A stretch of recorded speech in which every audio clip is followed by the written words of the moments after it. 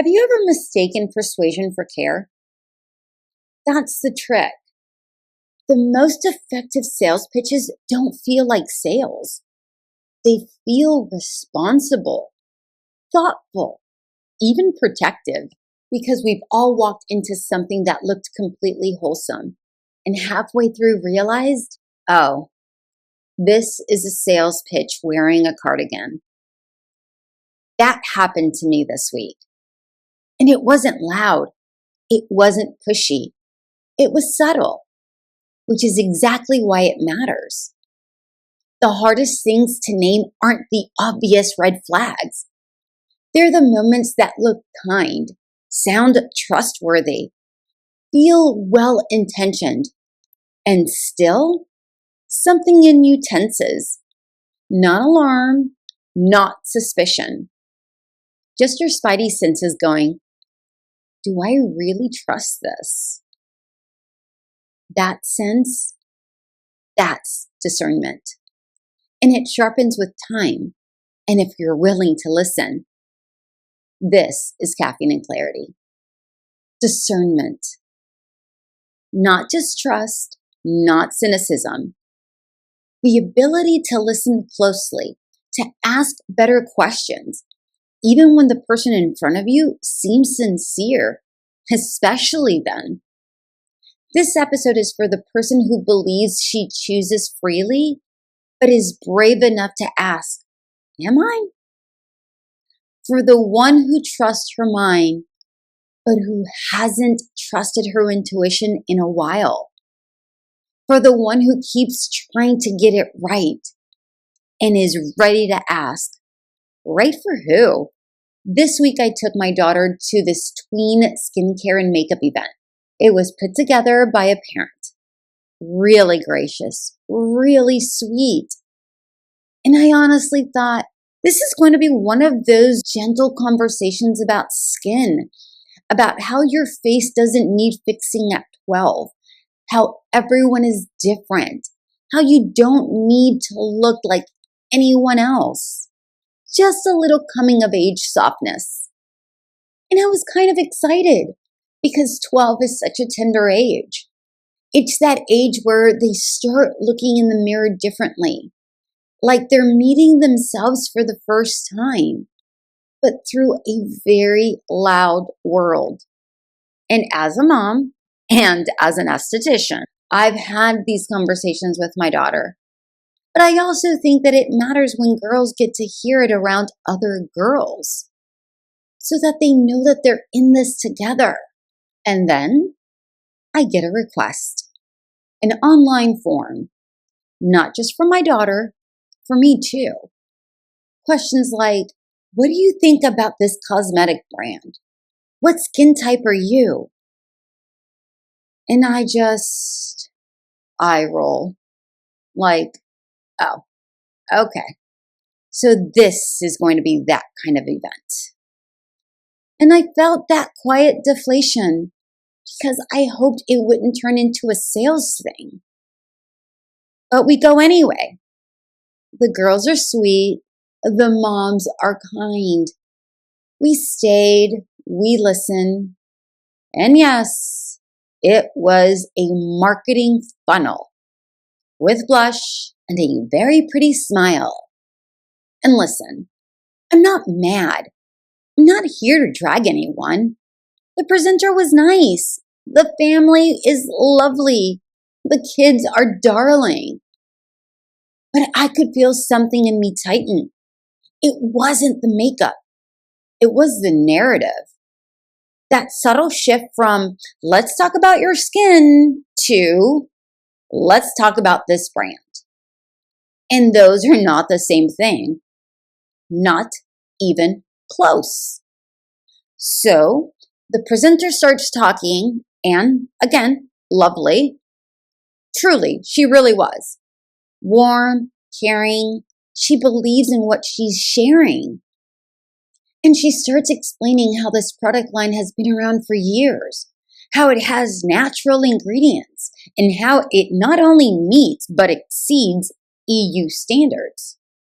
And that sounds impressive, right?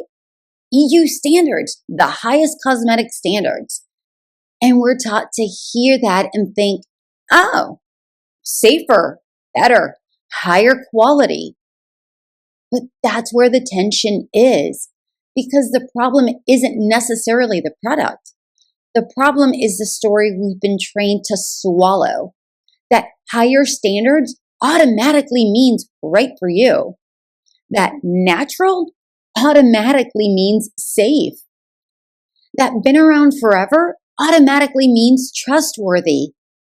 And that's not necessarily true. It's not even logical. It's just familiar. We take it in without question because it sounds comforting. Like a cereal box that says natural in huge green letters. And we don't even flip it over because green means nature. Nature means good. Good means safe. And safe means we can stop thinking. We can put our guard down. But branding isn't truth. Branding is persuasion. And then she says, oh, we have a teen-specific line. And again, she believes she's helping, but it isn't accurate.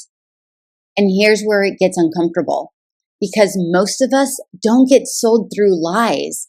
We get sold through language, through words that sound responsible, through phrases that feel researched, through authority we don't think to question. That's how persuasion works now. It doesn't shout, it reassures. The brand doesn't even actually have a teenage-specific line. It has products they recommend for teens. That's different. And you might say, Amray, aren't you splitting hairs? And I'm like, am I though? Or am I naming the exact way consumers get guided? Rewording, rephrasing, repackaging. Because teen specific sounds like it was made for them, like it was designed with 12-year-old skin in mind. But recommended for is marketing language, not formulation language. And those distinctions matter, especially when we're talking about kids. And this is the part where I want to really be careful, because this isn't about becoming paranoid. It's not about distrusting everyone. It's not even about makeup or products. This is about outsourcing your knowing. It's about remembering that you are allowed to pause. You are allowed to say, what they're saying sounds wonderful, but something isn't adding up for me. You're allowed not to be swept up by something just because it's presented beautifully or eloquently or confidently, even if it's kind, even if the person means well, even if the person appears more educated than you in that area, even if everyone else is nodding along. Discernment isn't universal. It's individual. It's that whispered voice inside that asks, this may be right for others, but is it right for me? And you don't have to justify it immediately. You don't have to argue. You don't have to make it awkward. You can just notice it. And especially as women, we've been trained to override that voice, to be polite, to not question too much, to trust the packaging, to trust authority, to trust the person holding the microphone. Even when something in our body is like, no. Discernment is presence. It's coming home to yourself. And if you have a hard time hearing that whisper because the voices around you are louder or because you've been trained to ignore it, we're going to talk about that in the next episode. Okay, so pause for me for a second. Your turn at the table. Not as a consumer, not as someone waiting to be told what's best. Just you. Let me ask you something. How many times have you walked into something thinking it was one thing and then slowly realized it was something else? Not because it was evil, not because anyone was trying to harm you, just because the presentation was persuasive, because it sounded factual, because it was packaged as care. Where in your life have you been handed a narrative that looked good, but didn't feel fully true? Where have you been told, this is better, this is cleaner, this is safer, this is natural? And something in you whispered, for who? Have you ever bought something, trusted something, followed someone, not because you understood it, but because the person delivering it sounded confident, charismatic, certain, more informed than you? Have you ever gone along with something because everyone else was nodding and you didn't want to be that person? Be honest. When was the last time you said yes because it sounded impressive, smart, polished, authoritative, not because it was right? What words make you lower your guard? Natural, approved, high standards, clean, recommended, safe? And what would you change if you started asking one more question? Not aggressively, not suspiciously, just honestly, with curiosity. What does this actually mean? Not for the market, not in general, but for me, for my body, for my child, because discernment is specific. And maybe the question isn't, what's the best product? Maybe the question is, when did I stop trusting my own knowing? So later, when I had a free moment, I did what I always do. I went home, I opened my laptop, and I looked up the ingredients. Not because I wanted to prove anyone wrong, not because I wanted to be cynical, but because I wanted to understand what was actually being offered, especially to a 12-year-old skin. And what I found was sobering. Less than half of the ingredients were natural. And more importantly, I didn't find the formulas appropriate for 12-year-old skin. It most certainly wasn't something I personally felt comfortable putting on my daughter's face as a mom, and even more so as an esthetician. And that's the thing. A global brand cannot be 100% natural, period. Because anything truly natural doesn't last forever. It separates, it spoils, it changes. In order for products to sit on shelves and in warehouses for years, to survive shipping, to stay stable, they need preservatives, they need stabilizers, they need structure. And yes, there are some naturally derived ones, but most are synthetic. And that doesn't automatically make them bad. But it does make the word natural a little less simple than what we want it to be. Because natural has become a feeling, a vibe, a comfort blanket, not a guarantee. And what's hard is we want it to be simple. We want a label that means safe, done, trust this. But skincare doesn't work like that. Still, the narrative we're sold is natural means pure, pure means safe, safe means better. But skincare isn't that simple. Healthcare isn't that simple. A diet isn't that simple.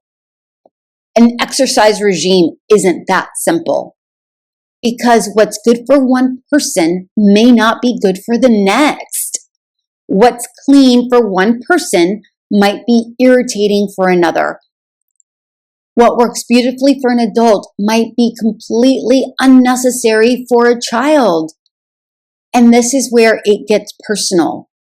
My standards for my skin, and especially for my daughter's skin, are very specific. They're not based on what a brand tells me. They're based on understanding the skin, knowing her, and knowing what her skin actually needs.